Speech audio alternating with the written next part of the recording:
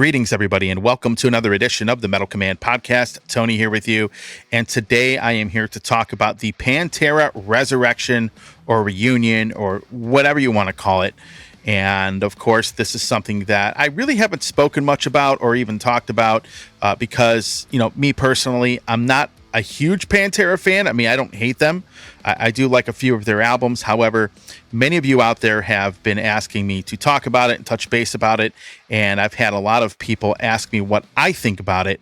And since I don't have time to message every single person back about this, I figured I would record a video on it and give you my thoughts on it. Now, for those of you living under a rock and who don't know anything about this, let's say you haven't been on Facebook or social media, Pantera is playing live shows. Obviously, there is no Dimebag Darrell or Vinnie Paul because both of them have since passed away.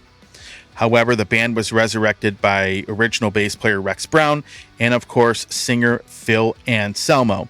And so to fill in the roles of Dimebag Darrell and his brother Vinnie Paul, they brought Charlie Benante of Anthrax.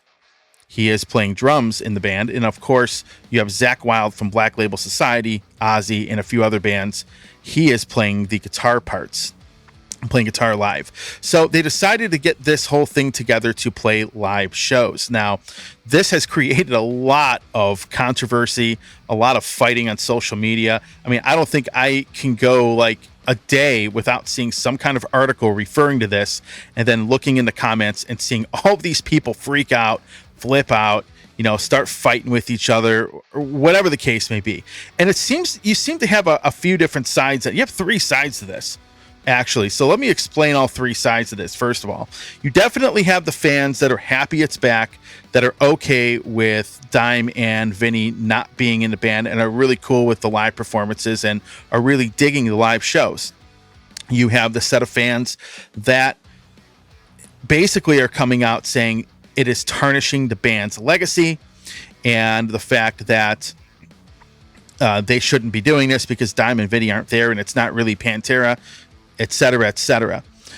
And, of course, you have the third side of this, and that is the Pantera hate brigade. Like, for whatever reason, this band, even going back to when I was in high school and this band was at their peak, you have this, like, group of haters that for whatever reason will come out. Anytime the band would like put an album out or anytime the band has been talked about, there are just people that absolutely just hate Pantera, just hate the music. And I know every band has a group of people like that, but Pantera seems to have many more of these people coming out, and they yell things out like, yeah, Pantera copied Exorder, they're sellouts, they're a-holes, whatever the case may be. Bottom line is that is a group of people that also basically I see all the time in the comments. So you have these like three warring sides. Now, common arguments from people that hate this, because I'm not going to really touch much on the people that like it, but the criticisms of this. First of all, one of the criticisms is that Rex Brown is the only original member, and it's absolutely ridiculous that they would do this. You have another criticism citing that obviously the two guys brought in aren't worthy of basically playing in the band, playing drums and playing guitar because Dime and Vinny aren't there and the whole soul of the band really isn't there. And, it's an argument I actually do kind of understand. And those are basically the two main arguments. Now, I've seen plenty of articles. It seems to be Charlie Benante is the one that, from Anthrax, he's the one that seems to be commenting a lot on this because he's talking about, that he's never been judged so harshly or so much his entire career. He's saying stuff like, people that hate this are really just being disrespectful to Dime and Vinny. And, there are people out there that say Vinnie Paul and Dimebag Darrell wouldn't want something like this going on. So there's a whole bunch of just fighting about this. So, folks, I'm going to give you my opinion on it, what I think about the reunion, and I'm going to speak about this as more of the more casual fan. So let me just state for the record, I'm not somebody that has ever been this, like, diehard Pantera fan. I liked basically the albums that most people liked, Vulgar Display of Power, You had Cowboys from Hell and Far Beyond Driven, which is actually my favorite album by them. But the rest of the albums, like the early stuff, like the glam stuff or whatever you want to call it, I've listened to that. I think it's pretty bad, to be honest with you. And I really didn't get into the last studio album they had put out. I think Reinventing the Steel. I think that's what it was called. Never really got into that one. So, but I'm more or less like one of these casual fans. And, I'm going to address the hate brigade first because this won't take very long. But regardless of what anybody says about this band, right? Pantera has made their mark. You can hate the band. You can say they copied Exorder or whatever you want to say about them. The bottom line is they influenced a lot of people. They had a pretty positive effect on so many people's lives. They were really helping to carry the banner of heavy metal throughout the 90s. They're, like, for example, when people call them a sellout, they really, if you really think about it, they were playing much heavier music in the 90s when that stuff really wasn't that popular, but somehow they did very well and had a pretty good audience. And I remember back then, too, because I was in high school, I saw the band live a few times, and they were pretty awesome. Even though it wasn't really my type of heavy metal music for the most part, they still put on a very, very good show. Their stage presence was definitely very good back then. And looking at the performances on YouTube, it doesn't look like it's too bad at all. But, Pantera is not a band that I'm going to get all excited about a new release from, or a reissue or whatever the case may be. It's just, they're kind of just there, for me. And they're not a band I go and listen to every day, So, but I'm more of like this casual fan that likes a couple albums by them, and that's pretty much it. So here's how I look at this. So I'll talk about the first argument that people bring up. And this is actually shockingly the most common thing people say. It's actually, I see this argument a lot more than the people that say there's no Diamond Vinny, the soul of the band is gone. But, talking about Rex Brown being the only original member, I mean, that's a common argument. And the thing is this, number one, how many people out there are really out there listening to bands with one original member, two original members? I mean, most bands out there do not have many of the original members of the band left. And then on top of that, think of this. One of the biggest things that is important for a reunion, like when you bring a lineup back or you bring back a band, one of the most important things you have to bring back is the singer, the guy that was singing on those albums live. That is a huge thing. Now, granted, I'm not like this big Phil Anselmo fan. I really couldn't care less about him, to be honest with you. But he was the guy delivering those albums live to the fans and recorded on them. So that is a huge, huge thing, that you have to bring back. So I don't really buy the argument about the one original member, because the original singer was singing on those like glam albums. I guess that's what you would call them. And to be honest with you, those records really weren't all that great. Cowboys from Hell On is really the only thing I care about anyway, because that was the only stuff I really liked. And you have the singer that was on their most popular albums during basically their peak.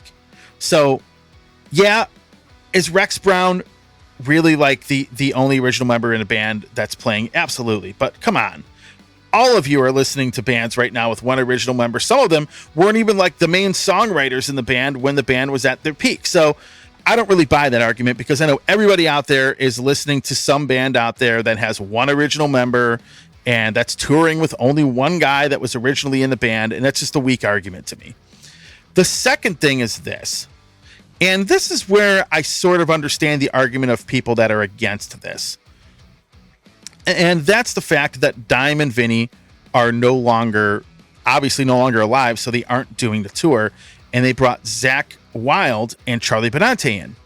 Now, I don't have a problem with this. Like if I was a diehard fan of any band and they were to bring somebody in like that, I would have no problem with it. First of all, it's not like they brought in a couple scrubs, right?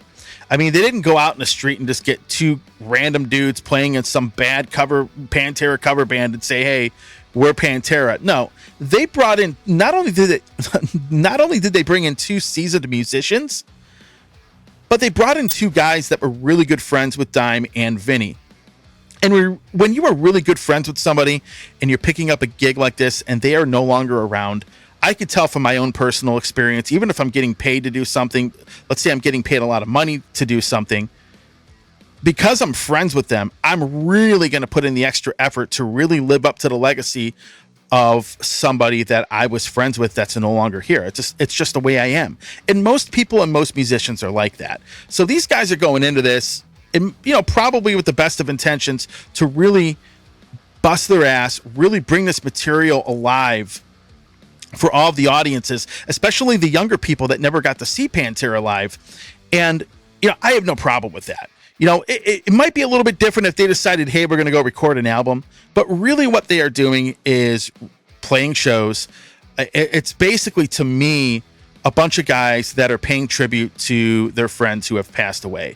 That's sort of where I see it. And of course, they are bringing that music live to the masses, especially some of the younger people that really never got to experience that live. And unfortunately, will they ever experience with Diamond the Band? No, but this is the next best thing to that.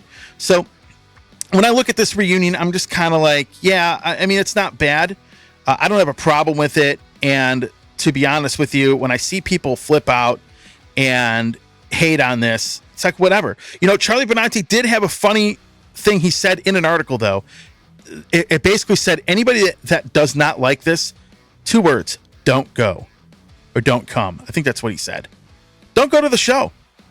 Nobody's like forcing anybody to go to any of these shows. And, to me, I'm not that emotionally intertwined with a band. Like, for me, if there was a band where I felt like they shouldn't be doing this, I just wouldn't even bother to see it. I'll go to the show. I wouldn't even bother caring about it, So that's pretty much where I'm at on it. So again, I have no problem with it. I think it's cool. It's kind of interesting to see Charlie and Zach playing these songs and learning these songs. But, for me, I think those guys have the best of intentions. Obviously, some of you may disagree with me, and that's okay. And with that said, everybody, thanks for watching. This has been another episode of the Metal Command Podcast. If you like what you saw and heard, of course, you can like the video. Leave a comment. Let me know what you think of this whole reunion gig thing. And thanks for watching.